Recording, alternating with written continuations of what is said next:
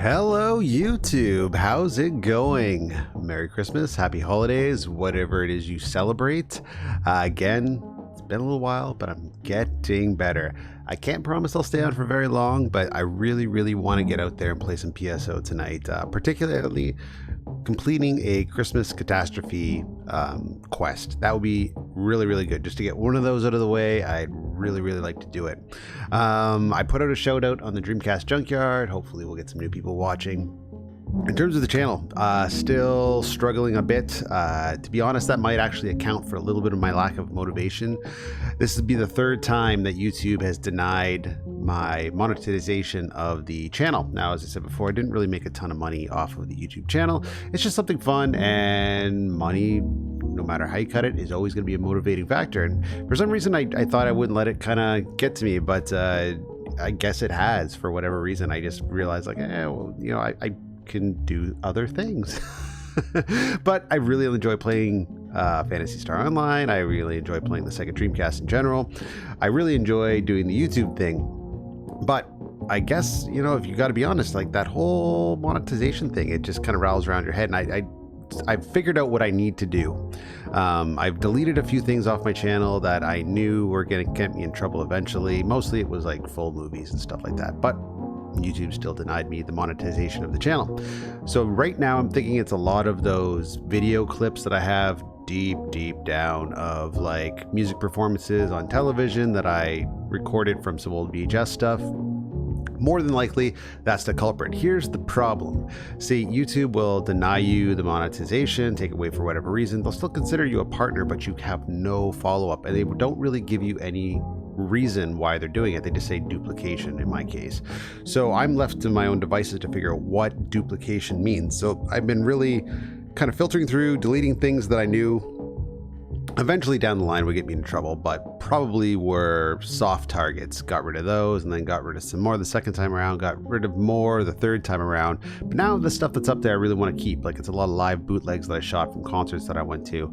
So the only thing I could think to do now is migrate that stuff to a new channel. Now, I haven't really investigated it yet. It's going to be a couple hundred videos, which is a bit of a pain, but I think if I start a secondary channel and I migrate all of that like sort of gray area copyrighted stuff to there, then reapply in January 20th, I think is when I can reapply, it should be okay. But again, I don't know. They don't really give you much, and despite the fact that you're a partner, because you lose the monetization status of your channel, they don't give you any help. Like, you're not allowed access to the YouTube help channel, which is a real big pain in and of itself. So that's kind of where it is. But really, I mean, that is sort of small in comparison to other things that are going on. As most of you know, there's been a lot of like life-changing yet again, and it's been a lot more difficult to adjust than I would have imagined. There's just a lot of really late nights, a lot of really long evenings in particular. Most nights, you know, can't get everybody settled until about 11 p.m. and by then it's just, yeah, okay, all bets are off, I'm going to sleep. So that's kind of where we are now. Things are getting a bit better, and I know they eventually get a lot better. It's just a matter of waiting it out, but at the same time, kind of having the freedom to sort of do my own thing. And this is where we are. Like, I've got all this really new equipment. I'm hopefully, fingers crossed, going to be getting a DC HDMI kit sometime in the new year. I'm going to try and flip a couple of things on eBay and see what happens. That is a problem in of itself. I'll get to that a little bit later. But that's kind of where we're at with a lot of that stuff. I've seen such awesome clips of the DC HDMI mod kit, and it looks fantastic. I really can't wait to get that installed up. I don't know what I want to do. If I want to put it on my Sega Sport, because you do have to do a bit of shell modding. Now, it is the underside part, which isn't the end of the world, because you can get, if you really want to, like for whatever reason, sometime down the road, you want to put back in the original, I shouldn't say put back in, but remove, I don't even think you can remove the DC mod or HDMI mod kit, or maybe put in another board and cover up that little itty bitty hole that you cut into the back in order to put in the HDMI jack. I guess you could buy a secondary shell, keep the top shell, which has the, you know, Dreamcast branding, the Sega Sports logo, which kind of looks cool, but it's really not the end of the world. So I'm hoping to do that. It's only 150 bucks.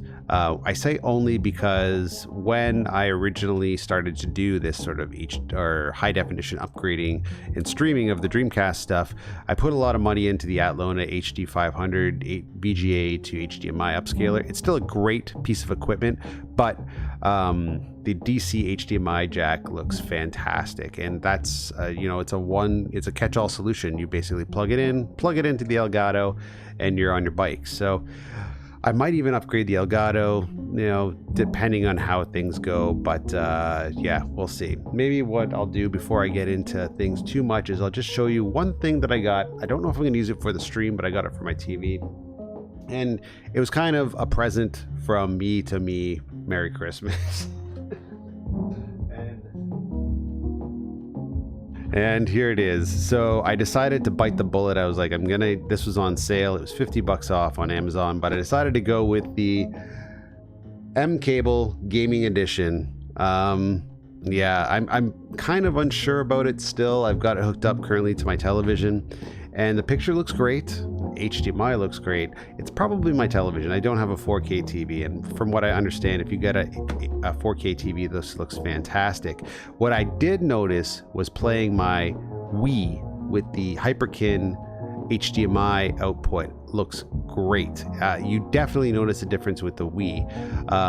I don't know why that is exactly, but there's a lot less noise. That was the problem with the Hyperkin HDMI Wii jack cable, is that you do get a little bit of noise, and the picture was a bit soft. Whatever this does seems to be tightening up the picture quite a bit. So I'm very, very impressed with how it looks on my TV. Now I have a plasma TV. It's a bit older.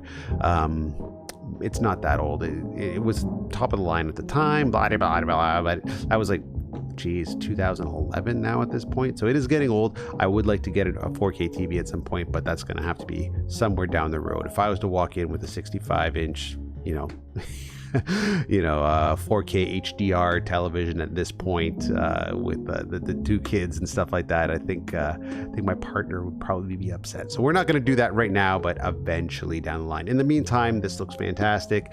I got the 9-foot edition just because it gives me a little bit of extra slack, but the picture looks good on my Wii. On my PlayStation 3, it looked great, but I couldn't tell you if it looked better than it did with the standard HDMI output. So, you know, all I can say is in a quick review, since I don't have any equipment to test what the actual picture quality looks or the output quality looks, it's a really good HDMI cable. So, hey, get it if you got the extra cash, I suppose. But let's not delay any longer. I can show you this stuff all night. Let's hop into some PSO. All right, so here we are. Let's fire up our Dreamcast and see what happens. Okay, what's going on here in the chat? Oh, happy holidays there, my friends. Glad to see you. 1 second here. There's a message. Show, okay. All right, for whatever reason, Brian, YouTube decided to block one of your questions, even though it was very innocent. Yes, I think getting the DC HDMI is probably going to be something that most of us need to do to our Dreamcasts at some point. VGA looks great. Most modern televisions that you get don't have a VGA input, so you're going to constantly be looking for ways to output it to a high definition television, a modern high definition television. So your options are: do you get a converter like I have with the the Atlona HD 500, or do you let's just go to online games. Let's make sure we know how to do it right. Phantasy Star Online, and let's go to that and the PSO patcher. Bang, there we go. So yeah, you're gonna either need to get an extra piece of equipment, which will cost you at the high end, an HD 500 is gonna be about $100 to $150. Plus, you're gonna have to get a decent VGA box with little noise. That's all gonna cost you a lot. In the end, it's probably best just to kind of cut out the middleman and get an DC HD MI kit. So we'll see what happens. So far, the reviews have been fantastic. The guy who made it has been really updating everybody with how many orders he's been getting, and it looks like he's going to be doing sales for quite some time. It doesn't look like he's going to be cutting them out anytime soon, which is also excellent news. But again, it's just that $150 price point right now with all of the expenses and stuff like that I have in my life. It's a bit much. That said, all I need to do is kind of hustle a little bit of PayPal scratch, and maybe I can get it done. But we'll see what happens. eBay's been very unfriendly to me lately. All right, let's log in here. Bang. Okay, perfect. Online mode, yes please. Yes please. Enter okay, and yes, here we go. I don't know what it is about the holiday season. Typically I make about, I'd say about 10 sales per month. It's not a ton, but I do like to sell a lot of stuff on eBay. The things I sell vary so much. Let's download some patches. What do we want to download? We want to download Battle Music patches. Main menu and select ship. Okay, so let's see what we got going on here. Nothing here. Nobody there. Okay, Altamira might be the place to be. Let's go to Altamira and see what happens. Everybody in block 1? Yes, they are.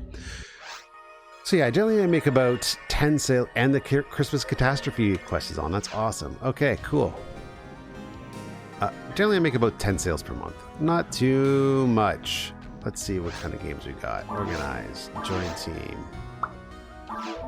Cool, let's join these guys.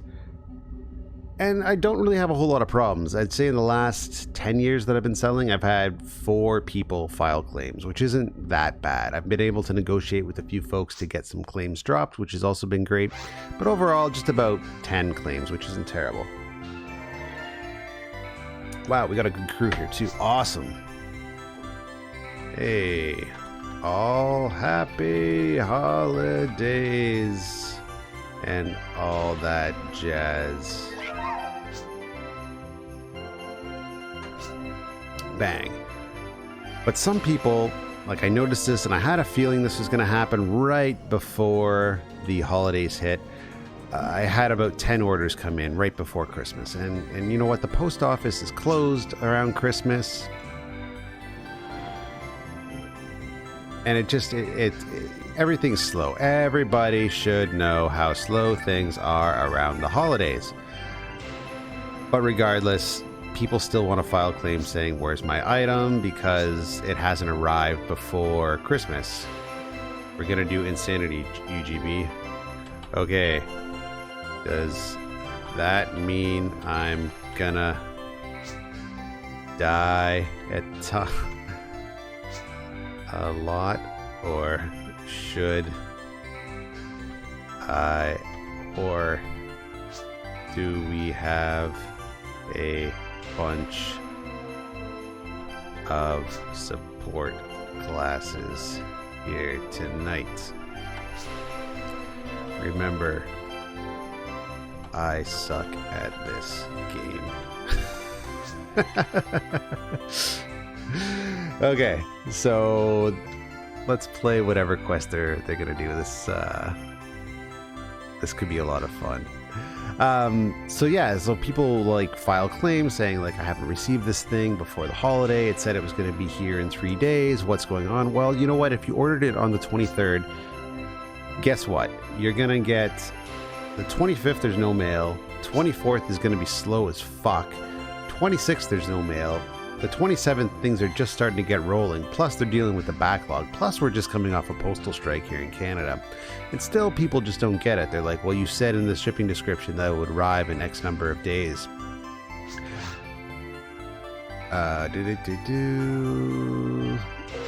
Ratcast.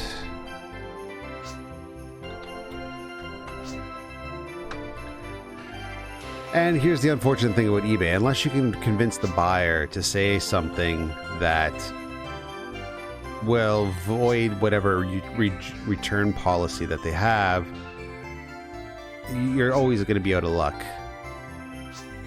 Hey, hey, hey.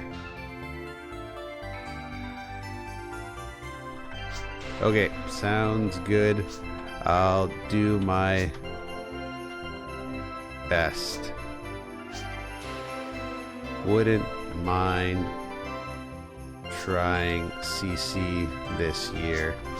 It's been a gong show and haven't had the time to complete it this season.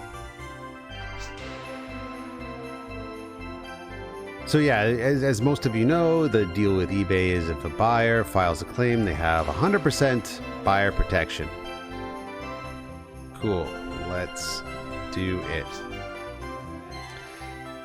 And often the times that means that you're going to be out of money. They'll just take it right to your PayPal account. As soon as they file a claim, you have an option to refund the buyer, which is typically what you have to do, because at least if you refund the buyer, you get back your fees. You get back the fees that you pay to eBay. You get back the fees you pay to PayPal. You lose all of that if you let eBay decide that the item didn't arrive. So it's really Sophie's choice, I guess, when you are in that situation.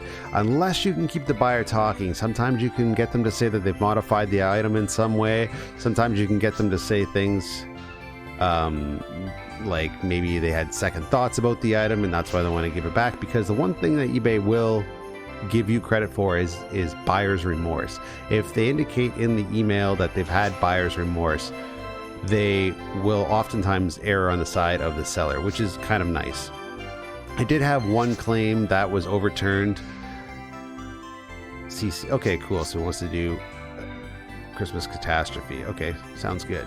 I did have one claim that was filed, and I won because the buyer ended up saying that it was for a light spot meter for an old camera, and they were able to say that they changed a piece of equipment out for it and they wanted to get reimbursed for the money they spent on it. Well, right then and there, it violates eBay's policy on if you were to return it, then the item might not be the same as condition as it did when it arrived there, which is generally what you want to do, right? But yeah, I got hit with 4 over the holidays, and it kind of drove me a little bit nuts. Now, fortunately, it's for some really low end, like $25, $20 nonsense. So it's gonna be kind of an easy hit. One guy did hit me for a calculator I shipped out, a TI 84 Plus.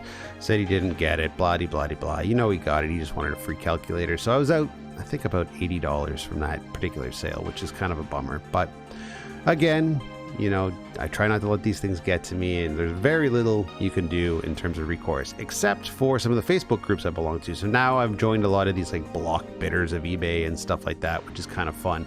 And you get to see the names and some of the situations that some of the sellers are in with these buyers, and some of the insane sort of requests they have, and a lot of the lies they tell. Like, a lot of people that buy stuff on eBay, like, they're generally pretty legit, but there's that handful of scammers. I don't know why eBay doesn't just filter them out. So yes, okay, sorry, I'm not paying attention to the game. Let's find out what's going on here. So because of that, now do I have, what is your mag PB attacks? Okay, well, good question. What is my mag PB attacks?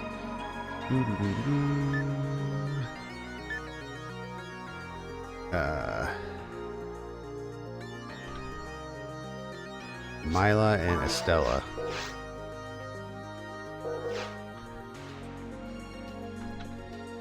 And Estella.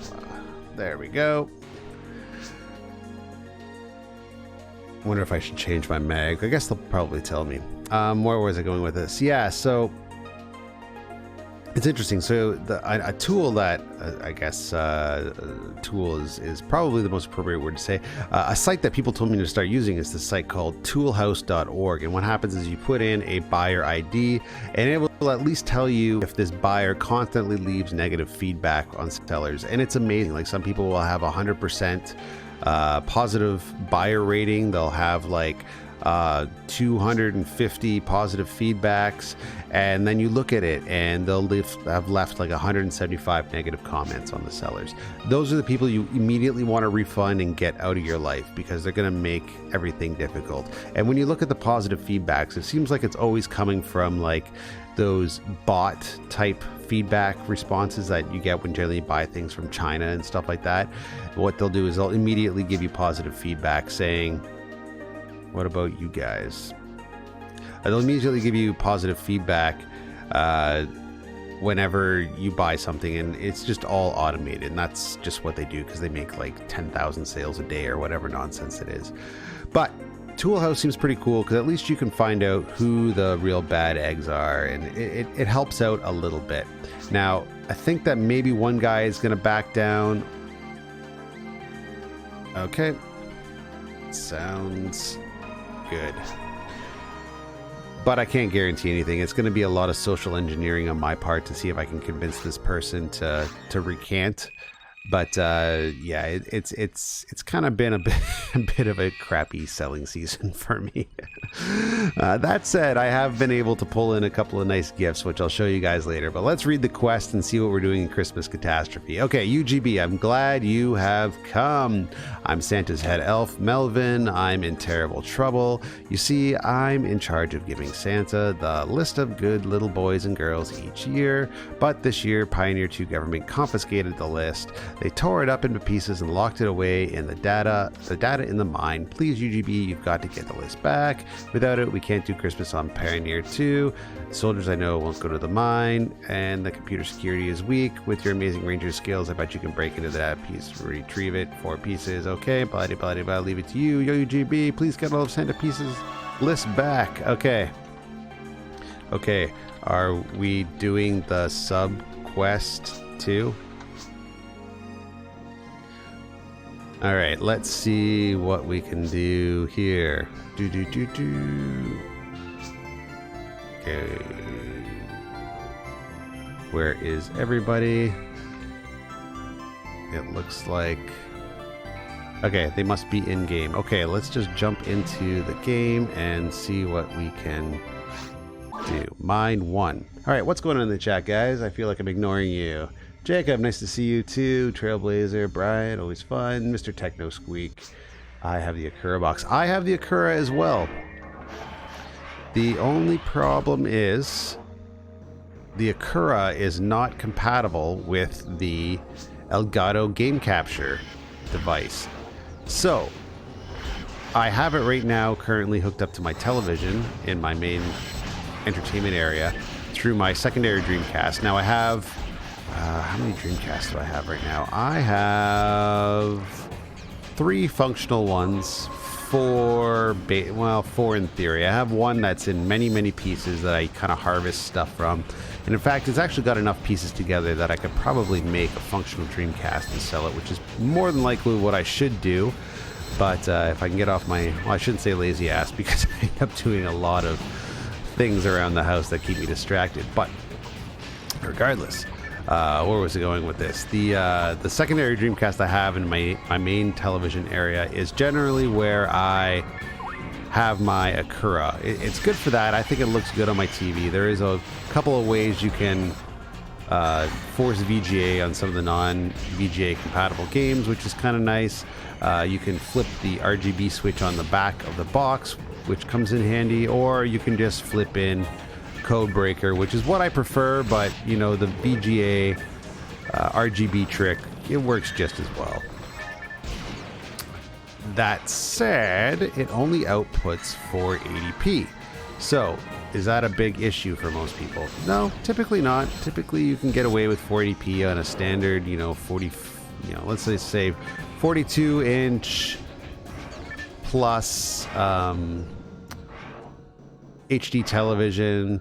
If it's got a built-in upscaler, which is what some of them do, it'll look okay. But bang. The problem is when you start getting to these really high, like really incredibly high def televisions that are 65, 75 inches, that's when you get all of these problems. It starts to look a little bit soft and grainy. And even the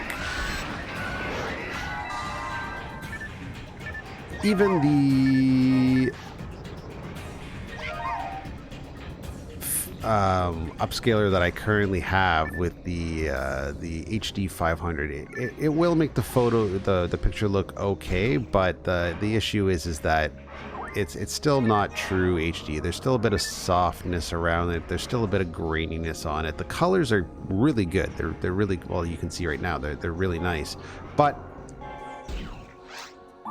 with the pure HD signal, it just makes such a world of difference. If you look at some of the videos right now that are currently on the Dreamcast Junkyard of it'll blow your mind. It looks so crisp. It looks so bright and vibrant. It's just really a work of art, really. The guy who made it, I can remember him talking about it several years ago, and I'm just so glad it's finally happened. It's finally released. Now I kind of wanted to get it on when it was pre-sold, but it was just one of those things that, okay, where did everybody go? Item, area map. Okay, everybody's at PB 100. Good stuff. 14.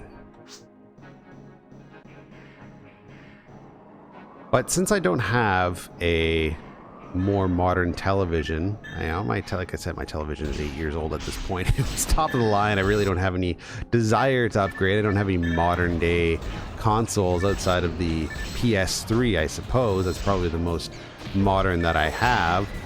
I guess you could say the Wii, but the Wii didn't really have modern video output. A lot of the output that you see on the Wii is all aftermarket third-party stuff. Component was good for what it is, but it didn't come with HDMI out, which is a real kind of bummer for the time. They just weren't thinking. I think the system came out in, what, 90 or 2006? So sort of right on the cusp of when people were starting to go from analog signals to just pure digital video signals. The thing with the Dreamcast is that, like, some of this old equipment, some of these old games, I should say, is that the games were designed for equipment. I shouldn't say that didn't exist. Obviously, it was designed for the Dreamcast engine, but the games were really like they were programmed and engineered to play much differently than they ended up being played. Like when you see that some games can output, 60 frames per second on the Dreamcast, like what would be a good example? Like a really fun game that not a lot of people play is Looney Tunes Space Chase. Like that is Space Race rather. That is a really fun game to play, and it's 60 frames per second. It's got a beautiful sharp picture to it and everything like that. It's just like the technology wasn't there. Most televisions weren't outputting at that quality at the time. So it is what it is. And Alien Front Online, that's another good example of a game that has 60 frames per second, and it was made well before that was accessible to the public. I guess maybe when the developers were making it, it was just possible in the confines of development area, but the reality was most people had very I shouldn't say low end, because who knows what people had, but people had standard CRT televisions at that time, and the Dreamcast looks beautiful on CRT, don't get me wrong, but CRT couldn't really handle the rates that those games were designed for at the time. Well, I should say they couldn't handle it. They could handle it because it was all on an analog signal, so it wouldn't really matter. But you weren't getting the maximum picture quality that you possibly could because the tech just wasn't there at the time. Okay, where are we going? 100. Okay, 64, and grab a sip.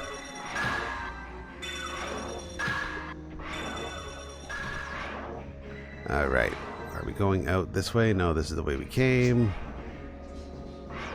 100. Sorry, I only have 89. Okay. And okay, what's Meg? Okay, so they want me to use Stella. Okay. Okay, 100.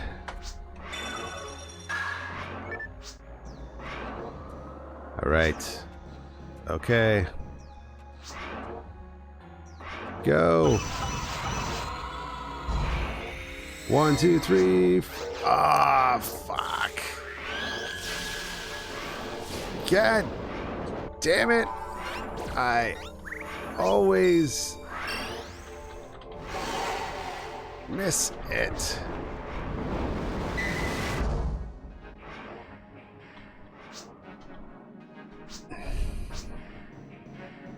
Okay. Bang, bang, bang. All right. Well, we tried, guys. I don't know why I always miss it. Like, occasionally I'll be able to catch it, but I always seem to miss. Fuck. Drives me nuts. Okay. Well, whatever. Well, you know what it is? Because I was hitting Y and I was donating. Fuck. I don't want to donate.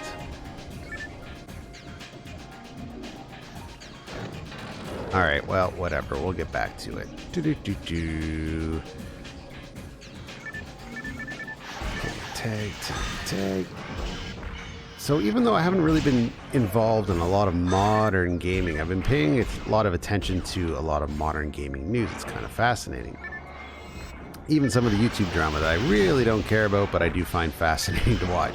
Now, I think I don't watch this fella. I don't watch this Dark Side Phil guy. I don't know what his history is. I don't know why. I don't know why or what his value is to YouTube or the streaming community. He looks like a schlubby version of me, and I look pretty schlubby. But that said, you know, every time I think I'm going to have a bad stream, I just watch the clips of the Christmas, I think it was the Christmas donation drive stream that just happened. And there's this new channel I really enjoy. Yeah, I accidentally donated. Called The Quartering, which I really enjoy, and also another channel that I've been getting into, which is Memology 101. And I don't know, it's complete fast food consumption of YouTube nonsense. But they showed like a 20-minute highlight of this dude's stream, and again, I don't, you know, by all means, I'm not the world's greatest streamer or anything like that, but watching this, I was just blown away. Like, it starts off really positive, like, hey guys, we're gonna have a real good time, okay, we're gonna have some fun, blah blah blah, and then it erodes into I drank too much and I feel sorry for myself. And it was kind of funny, I have to admit, in a cruel sort of way. But yeah, the other drama I was kind of following for a little while is a channel that I've actually unsubscribed to a while ago. And, you know, it's just like I've lost interest in a lot of those folks. I've stopped listening to their podcast too, it does nothing for me. And that's the NES Punk stuff. There was a bit of drama around this Diablo 3 release and how people thought that the new Diablo Immortal game was not what they wanted. They didn't want a mobile experience. I have not played it. I probably will not play it. I would like to play Diablo 3 on Switch one day, but I have no desire to purchase a new mobile game, even though my phone is more than up to the task. But, okay, how do you get a gold token? Interesting. Okay. But seeing some of the fallout of that, and it just made me realize, like, oh yeah, that's kind of why I don't listen to these guys. Because really all they do is complain. Like, I mean, just a lot of complaining about gamers and stuff like that in general. But overall, I haven't really been paying a whole ton of attention to YouTube nonsense. I kind of just turn in to have a little bit of fun and then move on with the day. It's actually kind of funny. I was having a conversation with my brother-in-law, and we were just talking about current events, I guess you could say. And I mentioned how I'm so out of touch with current events because I don't watch the news or anything anymore. It's just I feel like the amount of stuff out there is just so overwhelming that and there's really not a whole lot you can do about it, that I kind of tune out, just stick my head in the sand, so I don't really pay a lot of attention to any current events, for better or worse. You know, I don't know what that is exactly, but it means that water cooler talk at the office is quite limited, let's just say that. but yeah, I don't know why I've decided to go for this whole fast food sort of YouTube consumption thing. The pop music of the YouTube world, I suppose you could say. Okay, so everybody else is just raking in the tokens, and I have none because I'm sort of falling back and not really getting too aggressive. How much do I got? Oh, geez, I'm a long ways off till my next level up. Oh well, c'est la vie. Okay, let's get our next piece of the card. Bang, bang, bang. Bang, bang, bang. Part 2 of Santa's list. Yay! Alright, let's keep going here.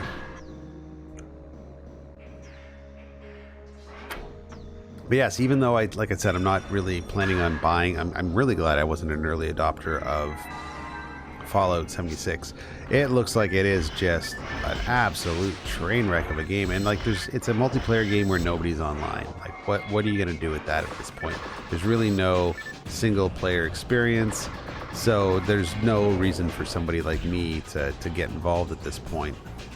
Another thing that didn't catch me by surprise is the whole do I need that? Not really. The PlayStation Classic fail, which at this point, at the recording of this live stream, has apparently dropped to a price as low as about $30, believe it or not. Okay, is this part 3? Awesome. One more piece to go, guys. And it doesn't surprise me. It looked like crap. Plus, I think people are just getting sick of these little individual emulator boxes, to be quite honest. Like, the ability to emulate these things have been around for ages, and for a person like me, I'm not really interested in acquiring more top boxes. I've got the ones that I currently like, and that's about it.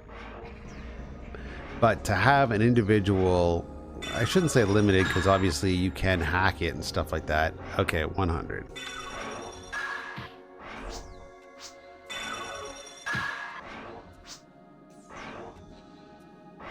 Okay, let's do it. 1, 2, 3.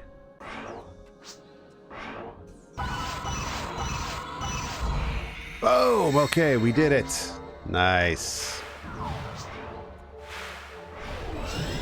Bang.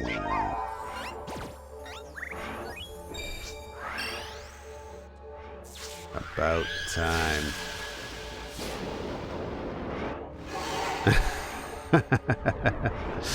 Ah, look at that. It's a beautiful thing, guys.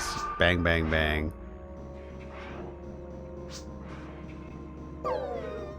Uh-oh. One was a deer, so 0. Okay. Still old 3P. Yep. Alright.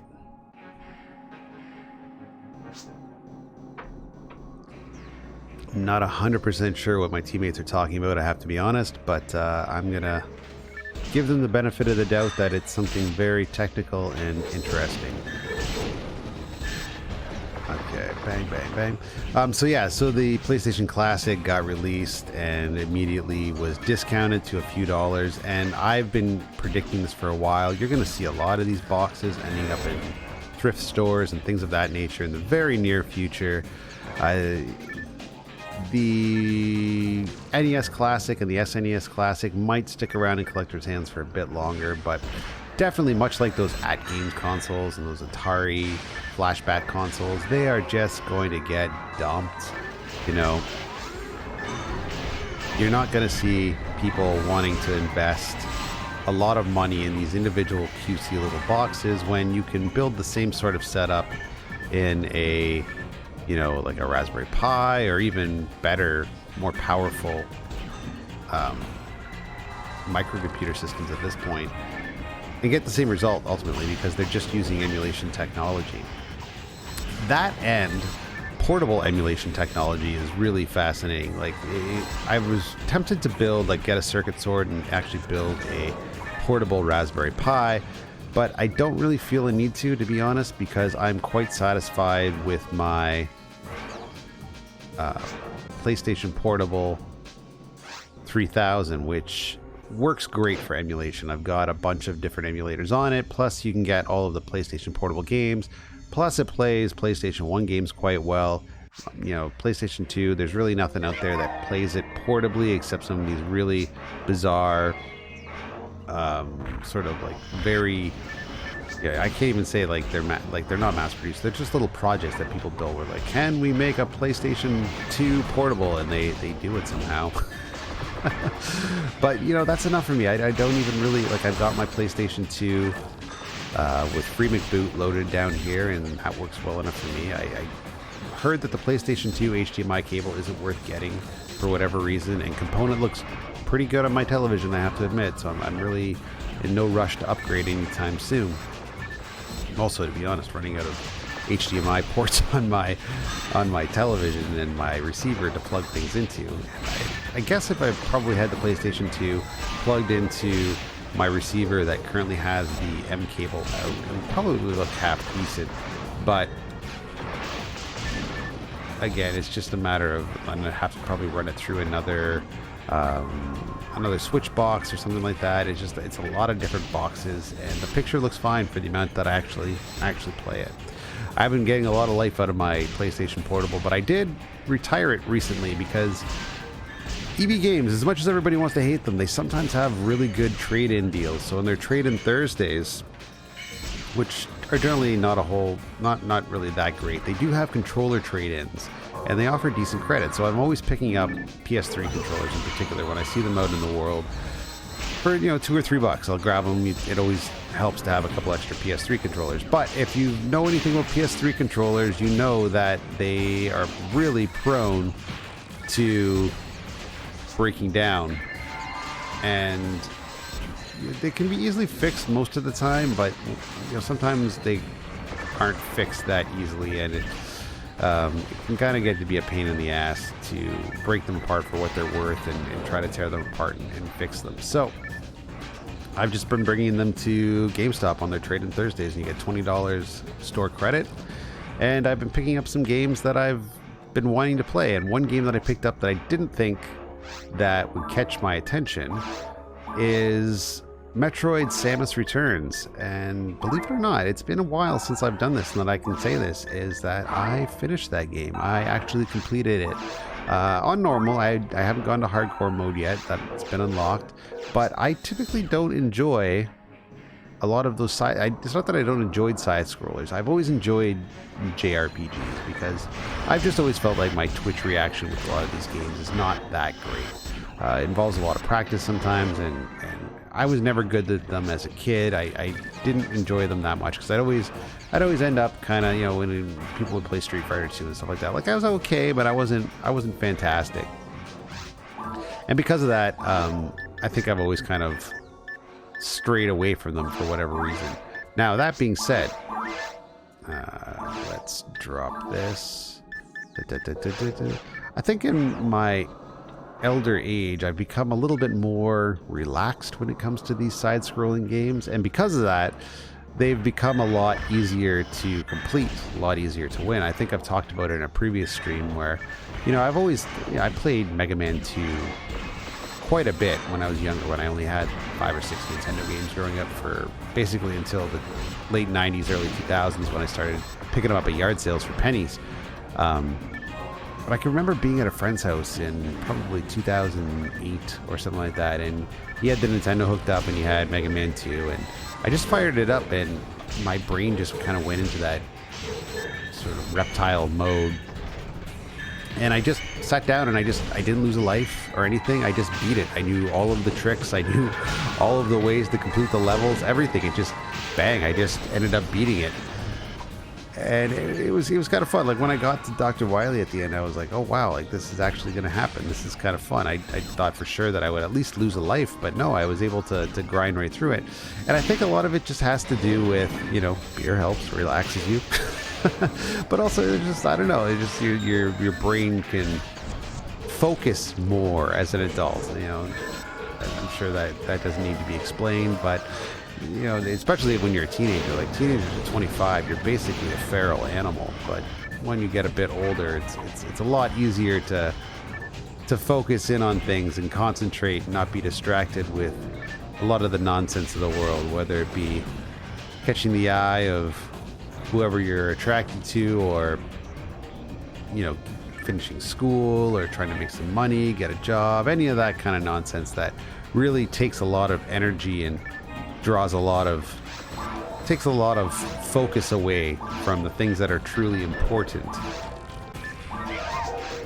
And I think that's kind of one of the benefits of just being a little bit older, is that you don't have that kind of stuff holding you back.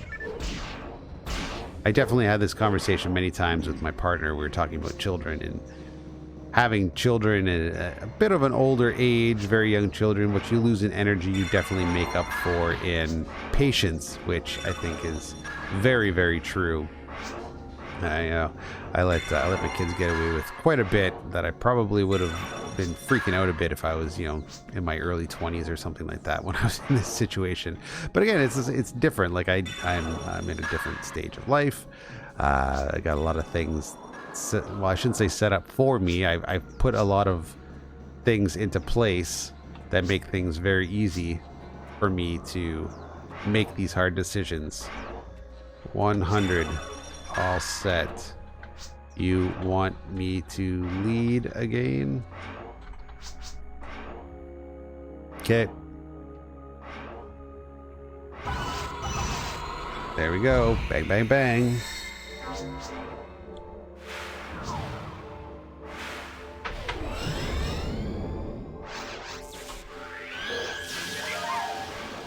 Yay! 444.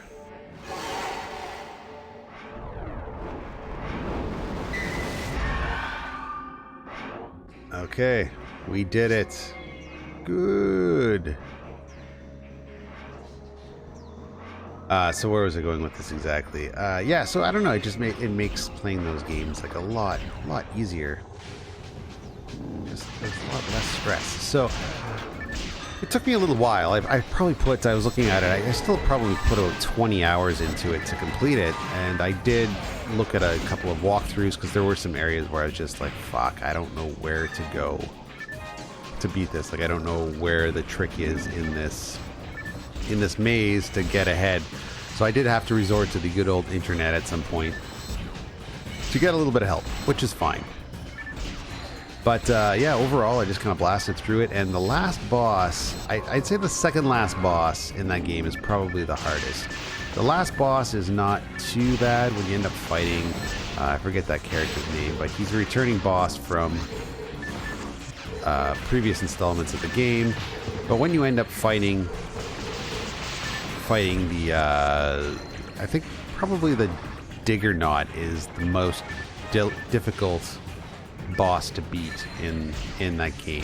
When you end up beating the main Metroid, that's not too bad. There is one little spoiler in the game, which I feel like they should have probably revealed a lot earlier, but they didn't, and it doesn't really benefit you that much after you've beaten the game. And that's the fact that after you beat the Mama Metroid, you end up finding a little baby Metroid, and you take it under your wing, and it becomes your friend. It breaks down some barriers that you previously couldn't cross, which is kind of useful. But again, it's all at the end of the game, which makes it a little bit disappointing. It would have been nice to have these things a little bit more up front, just so you could kind of play around with that extra character a little bit more. But you know, it's a fun addition to have the little Metroid following you around and stuff like that. And it does come into play at the end battle. You know, it does come in quite useful. But like I said, it's like too much, maybe too late. Give me one second, guys.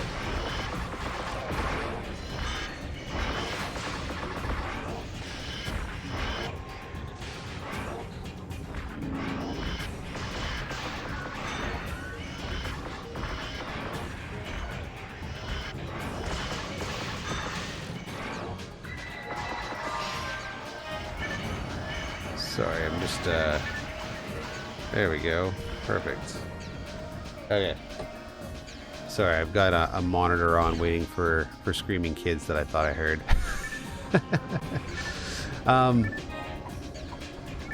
But yeah, it was a lot of fun. Like, again, I was never really... I don't typically seek those games out, and it's actually the first Metroid game I've ever completed. I owned Metroid, the original, for Nintendo for quite a number of years, and I just never got around to completing it. I never really understood the appeal 100%. It was interesting because it was a large maze, but it also, because of the way you played it, I don't know, it seemed very...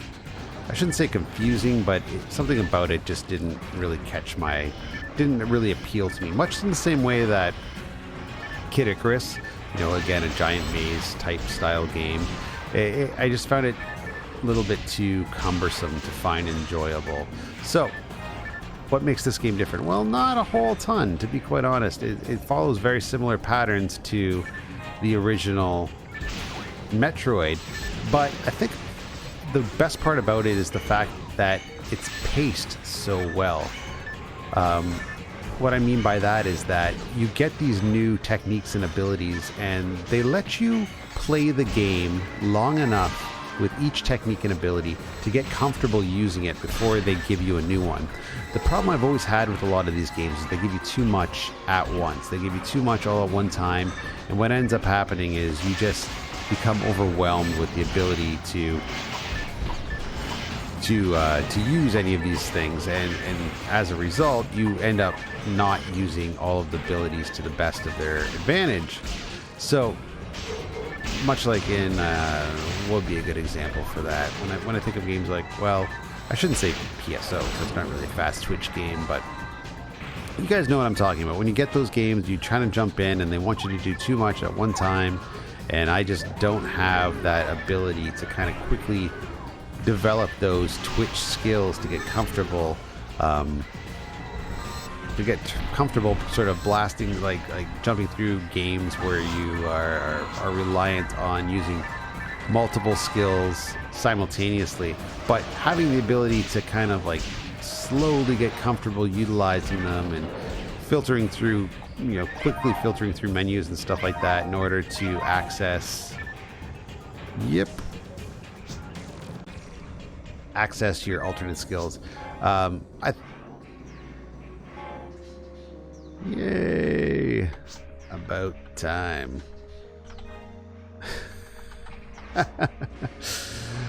Okay, we did it. Boom, boom, boom. Okay, anything here I need?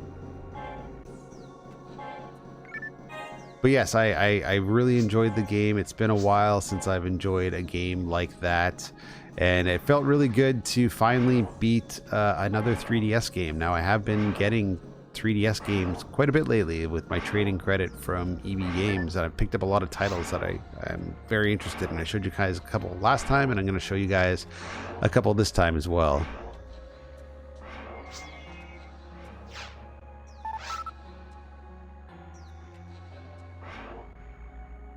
Okay, what's going on? It looks like a Christmas card. Let's print it out. Yay! Okay, item. Let's get rid of some of this garbage. What can we get rid of? What can we get rid of? Oh yeah, that's gotta go. Drop. Drop. Drop. Use. Okay. Bang, bang, bang. There we go. Let's get through this again. Yay, we got the Christmas card. Yeah, too full. Alright, cool. We got it. Alright. Da-da-da-da-da-da. Alright, let's get out of here. So, I think we're going to... Where are we going here? Okay, we're gonna get out of... Get it in the end? Yeah. Got it. Dropped some garbage. Okay. What do we got here? Click, click, click. Yay! What does it say?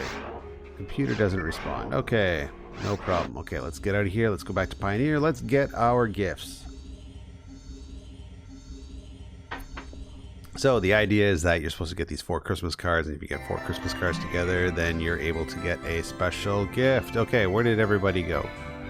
Okay, it looks like everybody's over here. Let's feed our Meg while we are thinking about it. Give item. Try mate. Perfect. Okay, I am definitely... What material you want? Okay. Try mate. Bang. Okay, perfect. Oh, thanks. Pow is always good.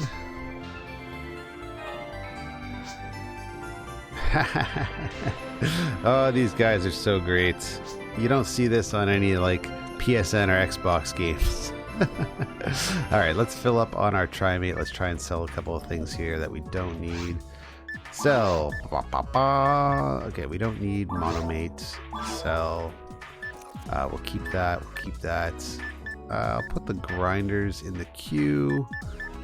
And let's buy full tilt of that. And we'll keep the scape dolls on us just in case we need them at another time. Alright, what do we got here? Boom. Power material. Power material. Okay, cool. Alright. Let's go and get our goodies. Oh, TP material I cannot use, so maybe somebody else can use them. Ba-bum-bum-bum-bum. Hey, UGB, you got all the parts to Santa's list. Thank you so much. Yay, you are really a hero. I feel you deserve more than money for your efforts. Maybe one of this is used for you. Take whichever item you want most. Okay, so power material is always good. Bang. Okay, cool. Yay! Alright, let's go back here. I think we're supposed to... Oh wait, people are done. Bang. Item. Okay, let's use some of this stuff before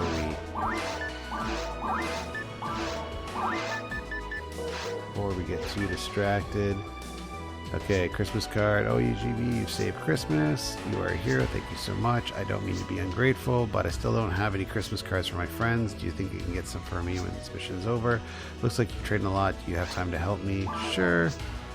Okay. Okay, I don't have enough Christmas cards to help the friends. All right. Oh, well, thank you anyways, UGB. Dun, dun, dun.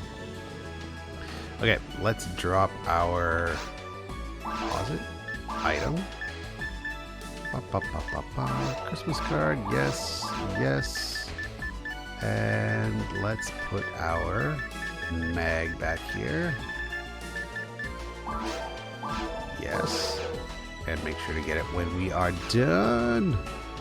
And let's get our final reward from the guild counter. Go back to the lobby.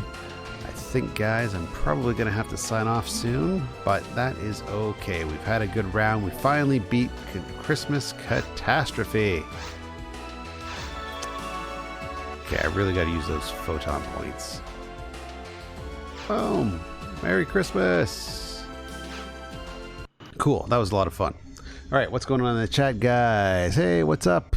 New event, nice.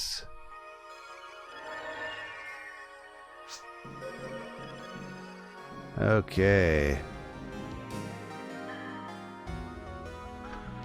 Let's do /save1. Cool. Always a blast.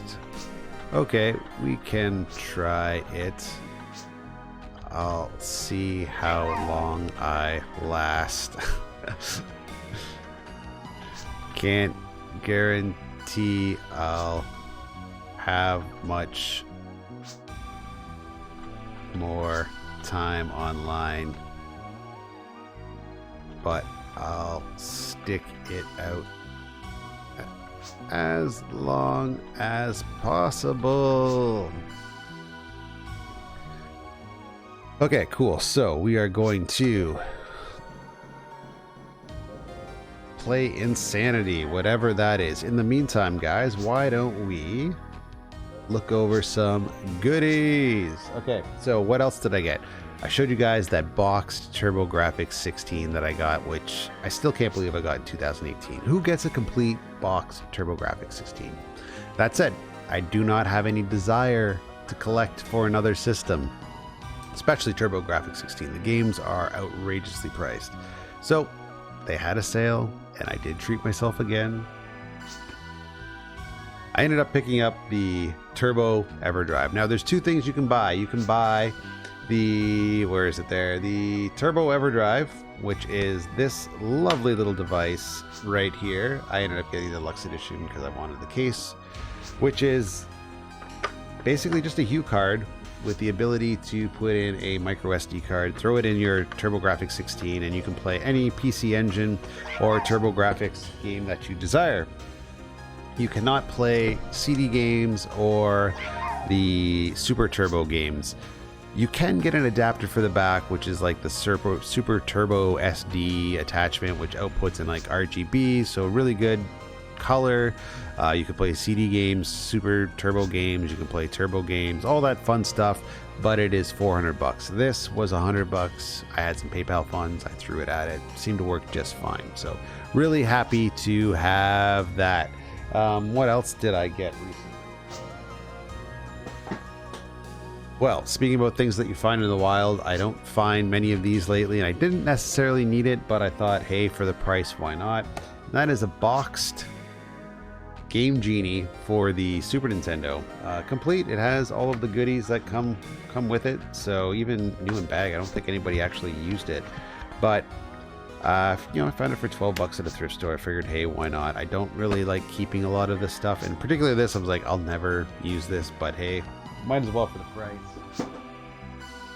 I've been buying a lot of soundtracks lately, and I couldn't resist. This is one of my favorite games with one of my favorite scores of all time, and it's the Shadow of Colossus double LP. Beautiful sounding soundtrack, beautiful LP. It's fantastic. It was all rewritten for... Oh shit, what's going on? Did we crash? Oh god. Oh god. Danger, danger. We saved our game though. Oh man, you know, I can't win for trying.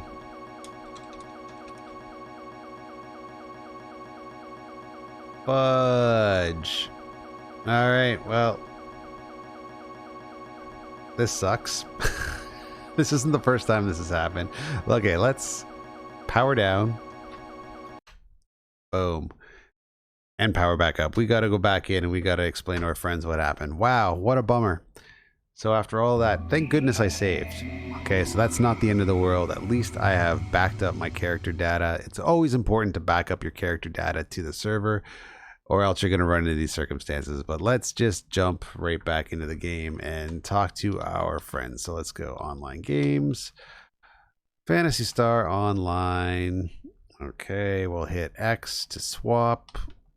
And we're going to swap with the PSO patcher. Bang, here we go.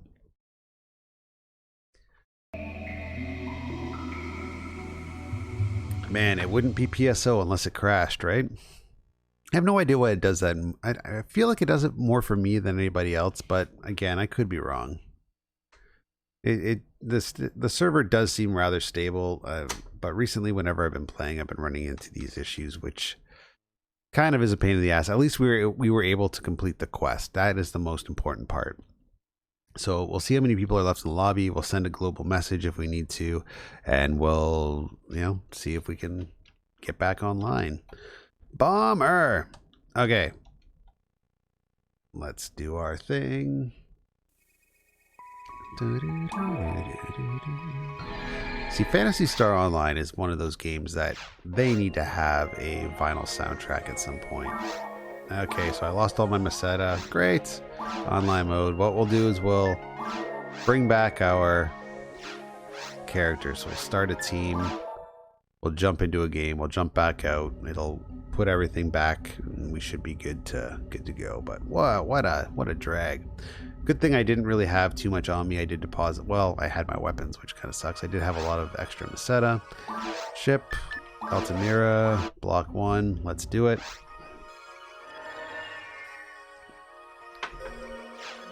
Okay, so where did everybody get kicked out? Let's see. Organize, join. Oh, they already have 4 people in Insanity. Okay, so who is in here? Okay, let's send out a global message. Guild card. Choice search. Any. Okay, who is out there? Okay, let's just send a message to you can. Damn, my game crashed. Have fun, guys. I'm happy holidays.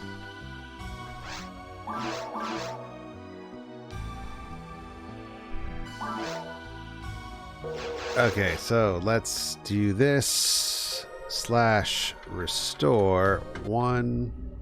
Bang, we're restored. Do we have everything? Yes, we do. Item pack, items. We got everything. Okay, so what we need to do is join a team, organize, create, ESO version 2, UGB, blah, blah, blah. It doesn't really matter. We're not going to be playing for too long anyways. It kind of sucks that Insanity's all booked up, but you know, I guess it is what it is. Can't win for trying. But the good thing about Insanity is that that is not a event. That is something that'll be available globally. So, all right. So we're into this game. Let's get out of this game. Let's go back to the lobby. And no, we don't have any of our Meseta. That's right. So what we have to do is /restore 1. And then we have to exit. Okay, do we have all of our stuff? Escape. Okay, so we have all of our stuff. So let's quit the game. Quit game, yes. Now that we have everything, we'll jump back in, and then that will save everything to the VMU. Saving game, perfect.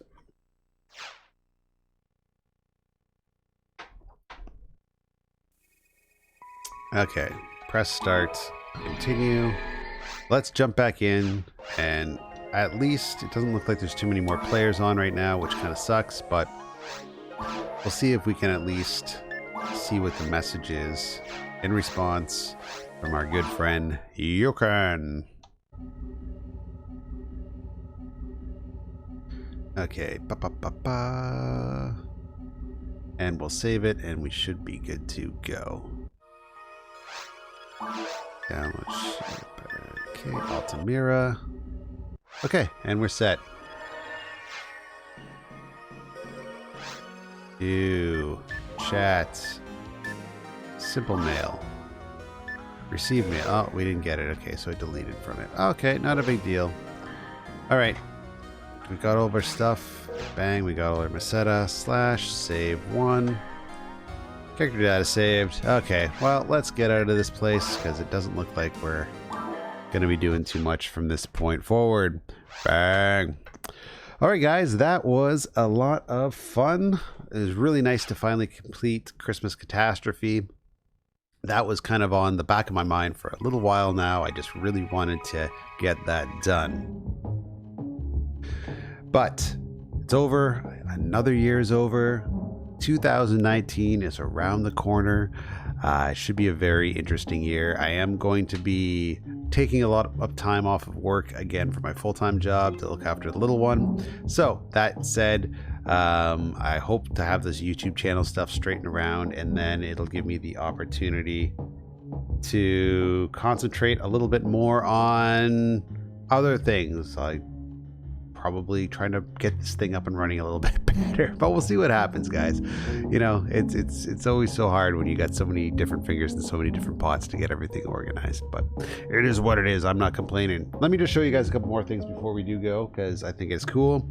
I've managed to find this little 3D pocket camcorder out in the wild. I tried it out. It actually works pretty well. This thing, I can't remember if I've shown you it before. I actually got it a few months ago, but I keep forgetting to show it off. And it is an X arcade stick.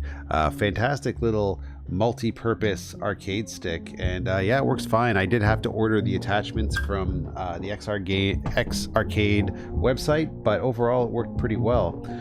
In terms of stuff that I got, I ended up trading in a couple of joysticks the other day, controllers rather, and I ended up getting myself these two games here. Bravely Default again. As I've said before, I was never a fan of this game when it was first released. I'm going to give it another try, and I've never really given any of the farm style sims a good chance. Even back in the day when Harvest Moon came out, I never really gave it a big chance. So I'm going to give this, I've heard good reviews about this game. I'll give it a shot.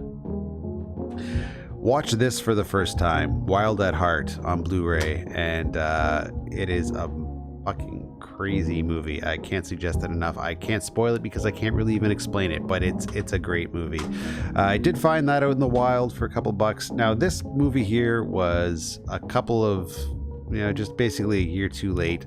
It is being re-released, but it used to go for over $100 Canadian, just because it was so limited. And I found this out in the wild. So it is the Blu-ray copy of Willow, which is one of my favorite movies, and it was a couple bucks, but now it's getting re-released through Disney for 20 bucks on Amazon. So enjoy if you want. This one, on the other hand, has not been released by anybody, and it was another one on my bucket list of movies that I wanted to have hard copies of, and that's George A. Romero's Martin. If you haven't seen it before, I suggest doing it. This is the widescreen version, which is also kind of nice. I threw it in watched it the other day. It was a really good transfer, so I was pretty impressed. Okay, guys, in the meantime, thank you so much for watching. Thank you so much for all the support. This will be moving much smoother as time goes on. I'm really trying to just kind of not rush things. I don't really want to keep firing up the stream knowing that I'm going to be interrupted every couple of minutes, but that said, I really like playing, and I really like doing showing you guys how to play PSO on YouTube. I just like to play any kind of Dreamcast game on YouTube. It would be really nice to play some of the other Wednesday night events again. We're gonna try it. I'd really like to play some Star Lancer. It's been a while since I played that game. That's one of my favorite online games to play. So in the meantime, I hope everybody had a happy holiday. Everybody have a wonderful new year, and I will talk to you very soon. Take care.